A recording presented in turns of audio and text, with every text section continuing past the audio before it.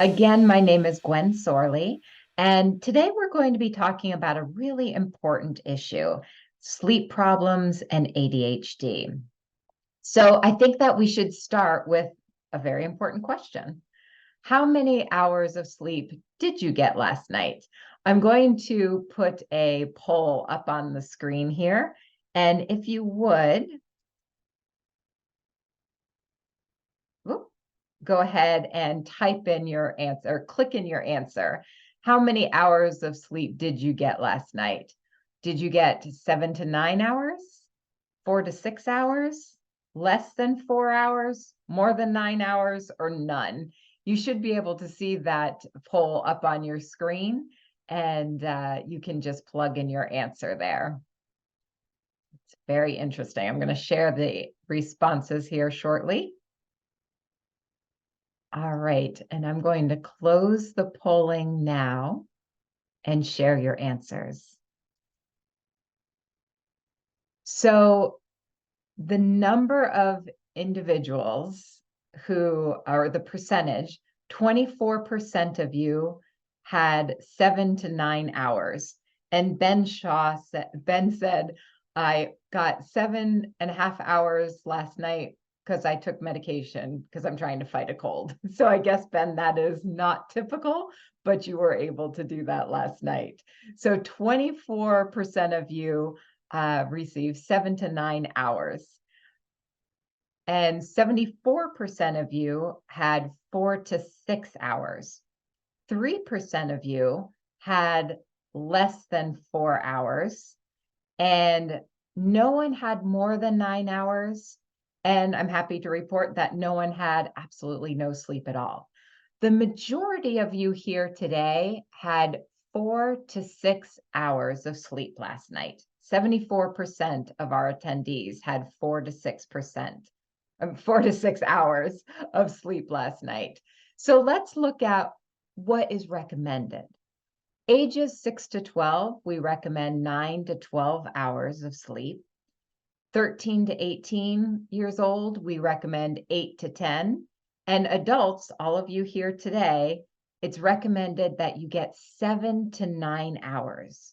However, the majority of us only had 4 to 6 hours of sleep.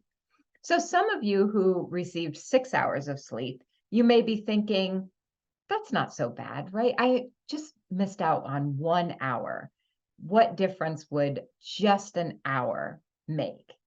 Well, when they looked at what effect just 1 hour of sleep loss a night had on individuals, they found that there were negative effects on people's emotional, mental, and physical health. When they looked at the week following daylight savings time, so this is in the spring when we turn our clocks forward and we all lose an hour of sleep, they looked at the statistics in that week that followed 1 hour of sleep loss, and they found that there were adverse health consequences. When they looked at heart attacks, there was a 24% higher risk of heart attacks. With injuries and car accidents, there were 6% spike in fatal car accidents. Stroke increased by 8%, and mental health was negatively affected as well, with an 11% spike in depressive episodes. So look at that, just 1 hour of sleep loss caused negative adverse health consequences in physical health and also in mental health. So just looking at yourself or your child or your clients or your partner on a day-to-day basis, how does a lack of sleep affect you? You might not see some of those adverse effects that we talked about on the previous slide, but just in your day-to-day, what do you notice? Go ahead and type in the chat box. How does a lack of sleep affect you or your child or your clients? Okay. Lindsay says bad mood. Lori says shorter fuse with my kids. Richie, negative mood. Rebecca, feel depressed. Seda, less able to focus. Think quickly, irritable. Melissa, moody. Kristen, moody. Nicole, easily agitated for everyone. More stress, short temper, irritable, loss of focus. Ben says, if I get a very good night's sleep, I almost feel zero effects of my ADHD. That's an interesting point, Ben. Tara says, poor focus. Donna says, I am clumsy. Christina says, feel like I'm in a constant lull state. Lisa, less focused, and my daughter is super emotional. Very good. Anne says, decreased focus, less productive. So a lot of good responses, but it seems that the most common effects for you and your children and your partners, you seem to be saying a lack of focus and very irritable, moody. Ben says, poor sleep, can't focus, extremely forgetful, more irritable, more emotional, and more. So it does seem that you already know you're all experiencing a lack of sleep and how it affects you. And everything that you've said here, it correlates with the things on this list. So these are the typical symptoms of sleepiness: difficulty with focus, slower processing speed, memory deficits, poor decision making, emotional outbursts, lack of impulse control, challenges with learning, and weak executive function. So if you look at that list in front of you just for a moment, does this list look familiar? Have you seen this list associated with something else other than sleepiness? Does it sound familiar to anyone? Right. Some of you are raising your hands, and many of you, Richie says ADHD. Exactly. The symptoms of sleepiness and the symptoms of ADHD certainly do look alike, don't they? The difficulty with focus, slower processing, poor emotion regulation, weak executive function. These are all symptoms you've heard that are associated also with ADHD. There is a connection. Science Daily reports that 75% of children and adults with ADHD also experience sleep problems. So that brings us to the question, right? What comes first? Is it the chicken or the egg? That's our classic question. Does ADHD lead to sleep problems, or do sleep problems lead to ADHD symptoms?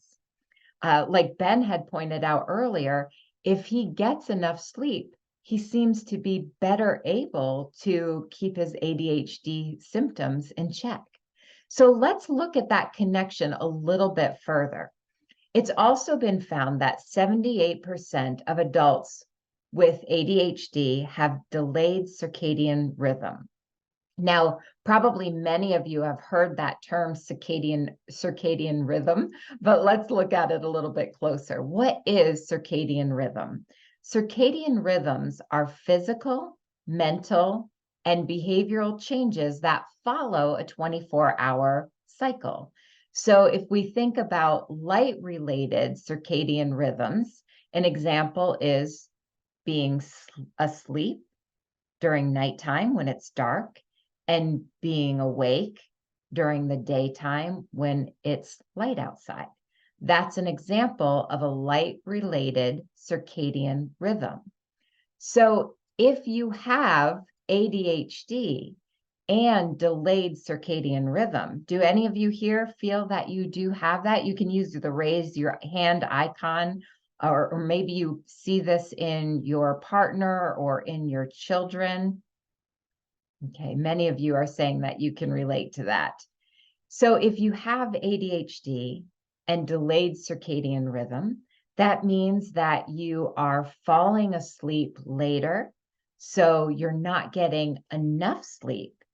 And also, the quality of your sleep is not there. So you're not getting enough sleep and you're not getting good quality sleep. Also, it's been shown that many people with ADHD experience disorders like sleep apnea or restless leg syndrome. And these sleep disorders also lessen the amount of sleep that you get, and they don't allow you to have quality sleep. I thought it was really interesting when they looked at children and restless leg syndrome that only 1% of children overall are affected by restless leg syndrome. However, if that child was diagnosed with ADHD, their potential to have restless leg syndrome went up. 44% of children with ADHD may have restless leg syndrome. So, again, that means your child may be having less sleep and poor quality sleep. So, what does that look like in the classroom when they get to school and they're ADHD and they have poor sleep? That means that they are less focused, that there are behavioral issues. Many of those behaviors actually come out as hyperactivity. And some researchers have found that hyperactivity may be a strategy that the brain uses in order to keep itself awake. Because when they looked at two different groups of individuals identified as ADHD, the group that had ADHD hyperactive, they found that insomnia was more present in that group as opposed to ADHD inattentive. So those individuals who had ADHD and they had the hyperactivity associated with ADHD had a higher percentage of insomnia compared to those who were just ADHD inattentive. So that's why researchers feel that hyperactivity may actually be the way the brain is trying to keep itself awake. And that can result in behavior issues at school as well. So all of that information brings us right back to the original question. Is ADHD causing the sleep issues, or are sleep issues causing ADHD symptoms?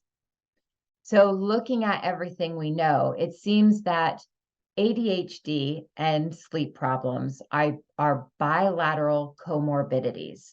That means that both sleep problems and ADHD originate in the brain.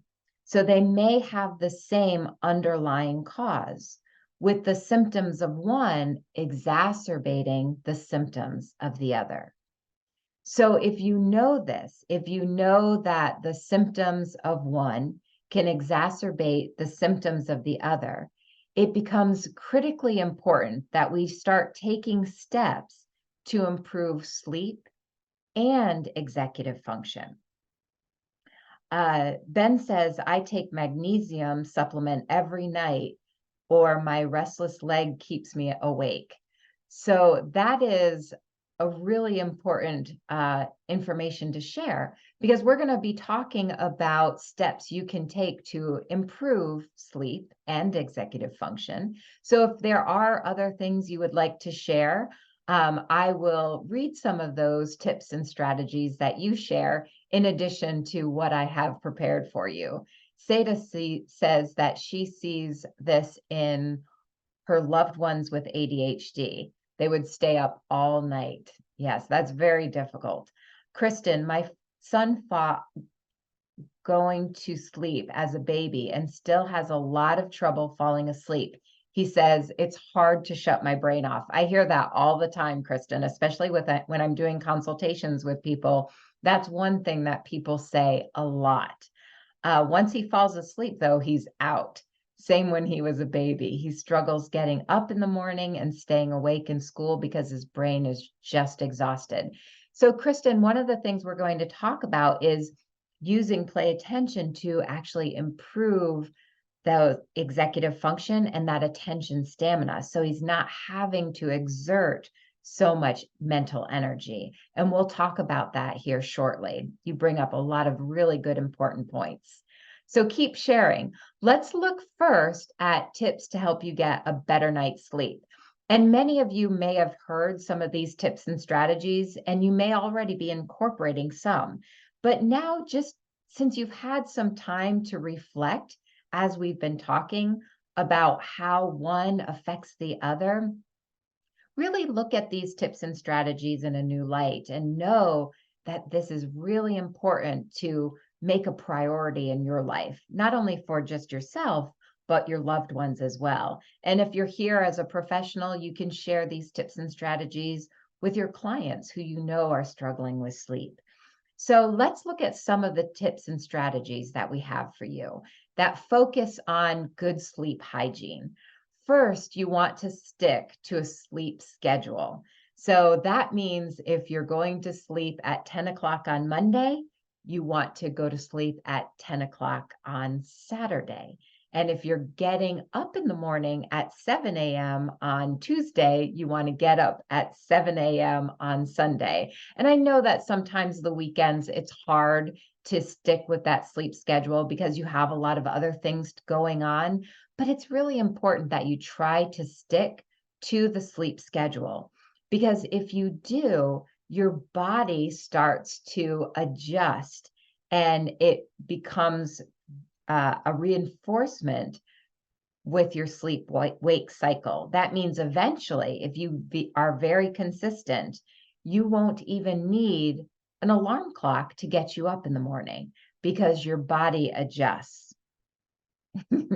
Kristen says, tell that to my preteen. Haha. It is hard because teenagers are in a whole nother realm and they actually don't get sleepy until much later at night. And there are some things that they do that really cause more issues with getting to sleep because a lot of them are on their phones until very late at night. Naturally, biologically, they don't get sleepy until later, but then there are some things that they do that make that even more difficult. You want to pay attention to what you eat and what you drink. So you don't want to go to sleep really hungry and you don't want to go to sleep stuffed because just that discomfort either way isn't going to help you with your sleep. Also, you want to be aware of nicotine, caffeine, and alcohol. Because, of course, nicotine and caffeine are stimulants, and it does take a while for those to work its way through your body. And then, although alcohol may help you go to sleep faster, it often disrupts your sleep. So it doesn't allow you to have quality sleep. Also, you want to limit daytime naps. So if you are taking naps during the daytime, try to limit those naps to less than an hour. And also be aware of the time of day. So you don't want to take naps late in the afternoon because that's going to get you off schedule. Include physical activity into your daily routine. And that you want to keep in mind, it's important that you're not doing that physical activity really late at night. So it varies for everyone, but they typically recommend that you don't do a lot of heavy physical exercise about 90 minutes to 3 hours before your bedtime. So be aware of that. Maybe shift your exercise routine earlier in the day. And even if you can do your exercise right after you wake up in the morning, that's even better if you can get into that habit. Now let's look at creating a restful environment and routine. So keep your room dark and quiet. Avoid any light emitting screens. So when we're talking about keeping your room dark, we mean really dark because remember, one of the circadian rhythms that are light related is sleep, right? So if you have a room that is very bright, you're going to throw off that circadian rhythm. So make certain that you have a really dark room. And you can do this test tonight when you get into bed because you might think, well, my room is pretty dark, I think. But take a look around I did this before, and I've just gotten into bed and I think it's pretty dark. But then you look at all of the light emitting screens and gadgets that are in your room, and you have no idea. I had about 9 different light emitting gadgets in my room that I wasn't really aware of. So you want to make certain that you keep it really dark. One good way you can test if it's dark enough is that turn off all your lights and then put your hand up in front of your face. And if you can see your hand, then it's not dark enough. So do that test tonight. Check out how many light emitting gadgets you have and see if you can make it a little bit darker. You could consider using room darkening shades, earplugs, eye masks, and also do calming activities before bedtime, such as taking a warm bath or practicing relaxation techniques like breathing exercises or yoga, or any mindfulness exercises. Some of you here today are current clients. And if you are a current client and you have some of our mindfulness applications like Da Vinci's Candle or Lotus, many of our current clients will do Da Vinci's Candle or our Lotus applications. Those are separate from your play attention system. They're on your desktop, and you can do those applications using your body wave armband. And those are great relaxing techniques to help you relax your mind, calm that mind down, and get into that mindful state before bed. If you are a current client and you want more information on those apps because you haven't incorporated those yet, just type in mindfulness and I'll make certain you get those. Even if you're not a current client, you can type that in and I'll send you some more information on those apps that are available. Bruce said, if your mind is especially busy as you are trying to sleep, doing a meditation really does help those sleepless nights. Even if I don't actually sleep, I do feel more rested the next day. I likely wasn't going to be able to sleep anyway. Thanks for that, Bruce. Thanks for that tip. Candace, any suggestions for kids who are afraid of the dark and won't sleep without a lamp on? That's a good question, Candace. I'm going to put that to the group because I'm certain I could find a solution or a suggestion, and I will look for that, but that's a really good question I'd like to put out to the group as well. If anyone has techniques for children who are afraid of the dark. MH has the same question. Ben says, deep meditative breathing is my go-to. Excellent. And some of you are asking about those mindfulness apps, so I will send that out. And Richie says, maybe using a face mask. Kristen, so face mask for the child, maybe, unless that they would be scared of that. But as an adult, I know it helps me. Kristen says, maybe a light on a timer. Good. Caitlin says mindfulness helps her as well. Excellent. Anne says possibly use red light instead of blue light if a light must be used. That's a good option as well. Now, you also want to manage your worries. And I think that's why a lot of us find that deep breathing and mindfulness helps us when we're about to go to sleep, because it really does help calm the mind. So if we look at managing worries, one technique that a lot of people find helpful is to write down everything that's on your mind, right? Just jot down what you need to get done the next day if that's on your mind, something you might be worried about, something that you tend to think of, some negative feelings that you may have, maybe even some solutions that you want to try. So just write down, you might have a journal next to the bed, write down some things that are on your mind. And just that act of writing down those worries or those thoughts or that to-do list tends to get that off your mind. And the next step to that, what I would add, is not just write down your worries and what you have to get done or things you might be weighing on your mind, but also write down a couple of things you're really grateful for. So a lot of times when you write down some gratitude affirmations and things that you're really happy about, when you have that happy thought or those pleasant emotions before going to bed, that definitely helps go to sleep. Cecilia, please send me the information on the mindful. Okay, I'll do that. I use the leaves on a stream technique to help release my worries before bedtime. Excellent. So do you put your worries on the leaves and watch them go down the stream? Is that what that? I haven't heard of that, but I'm assuming, okay, that's what you're saying. That's a great way to do it. I use the metaphor of the cloud, place it on the cloud and watch it just float away. That's a great idea, Cecilia. So those are some strategies that you can use to help you get a better night's sleep. And I have a sleep book, that an ebook that we can share that will just reinforce some of these things that we talked about. So we'll make certain that all of you get that sleep ebook too, so that you can have these strategies that we're talking about today.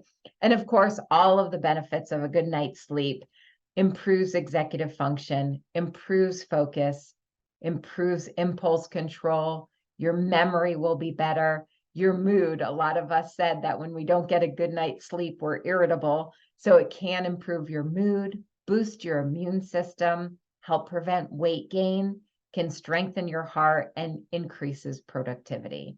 So remember, we mentioned that these are comorbidities, bilateral comorbidities, right? So we want to look at sleep, but we also want to look at the symptoms of ADHD and how we can actually improve executive function simultaneously. So sleep prepares the brain for learning. We know that we need a good night's sleep before a learning process takes place. So if you have a class that you're doing the next day or something you need to learn for work, then a good night's sleep is going to prepare the brain for learning. But not only do you need a good night's sleep before the learning process takes place, you also need a good night's sleep after learning takes place.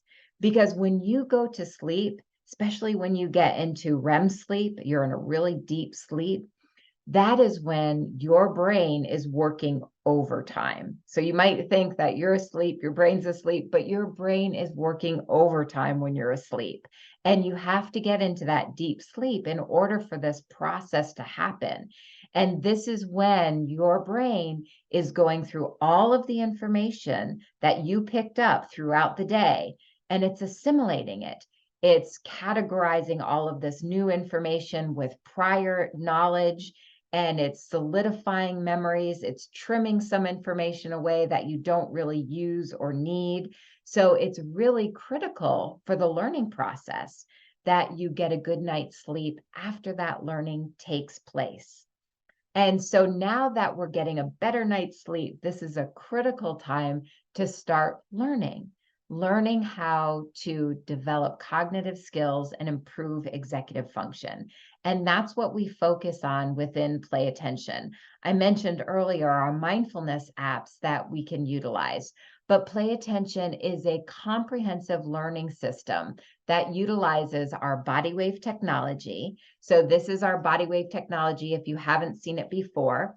On the back, there are 3 sensors, and those sensors simply rest on your arm. And those sensors monitor your brain activity that tells us how attentive you are. And that information is given over to the computer, where you're allowed to control all of the cognitive exercises just with your mind, or more specifically, your attention alone. And you receive constant and immediate feedback as to whether or not you truly are focused and paying attention. So every single exercise that we address, attention stamina, visual tracking, task completion, memory, all of these exercises that you see on the screen are available within Play Attention. And the reason we address these different cognitive skills is because these cognitive areas are the foundation for strong executive function. But what you want to keep in mind is that no matter what you're working on, whether it's attention stamina, that ability to focus, someone was talking about that earlier, where their son is just fatigued, mentally fatigued. And that attention stamina will help with that mental fatigue, where you're able to increase your ability to pay attention for longer periods of time and you don't get so mentally fatigued. So, whether you're working on attention stamina or working memory or mindfulness or task completion, you have to be actively engaged. If you're not paying attention, then the activity will stop and the character will go in the wrong direction, and you have to focus back in order to continue. So, this is a very comprehensive program, and we will customize a plan based on your specific needs, whether you're an adult or a child. We will customize your program to best suit your needs.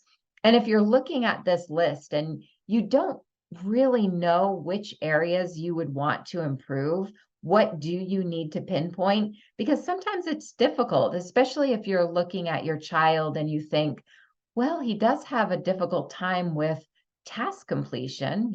15 minutes of homework takes longer than 15 minutes, but is that an issue that we need to address, or is it just 8 being 8, So is it age related, or is it really something that we need to address?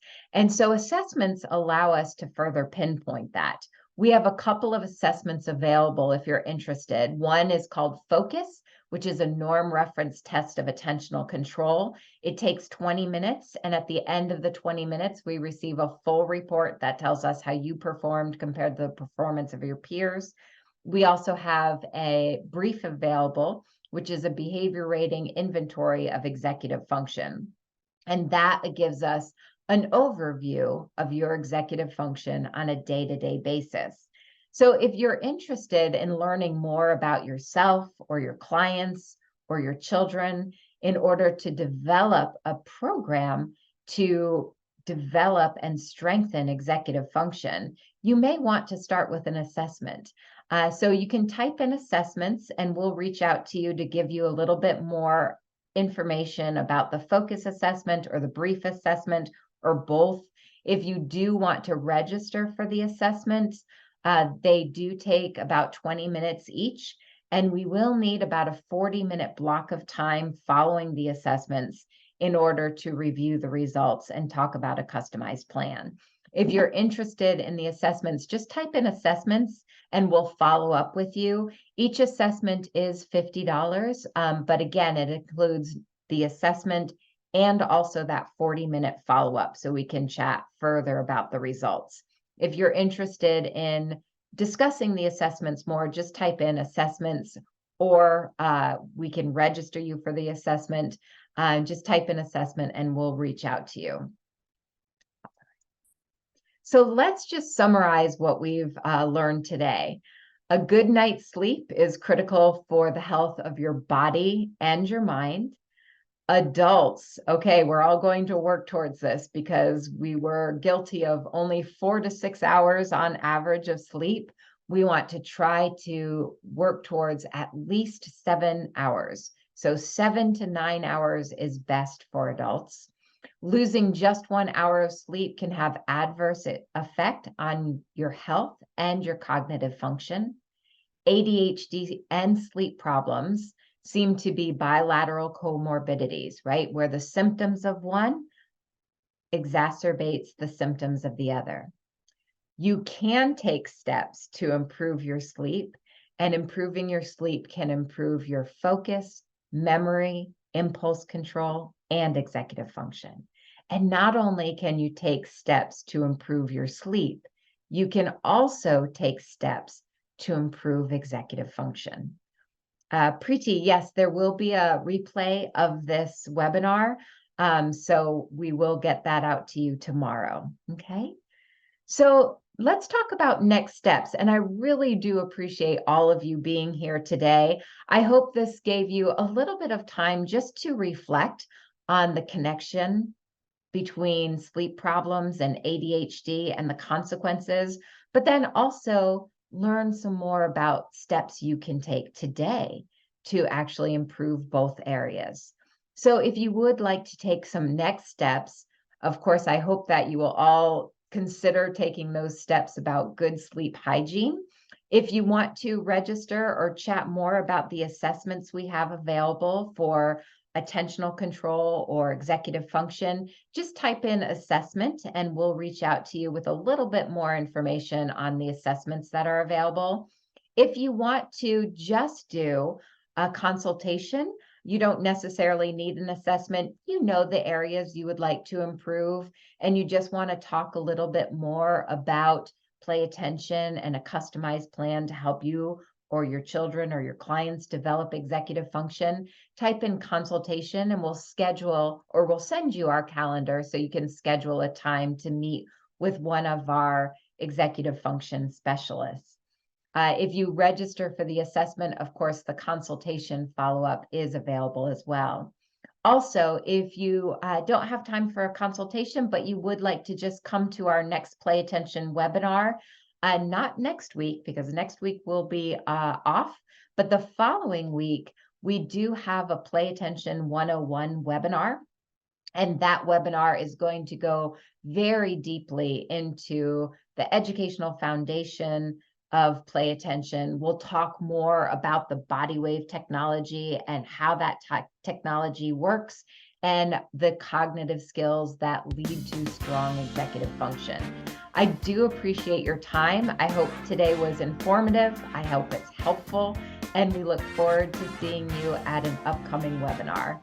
Thanks so much, everyone. Thank you, Bruce, and have a great day.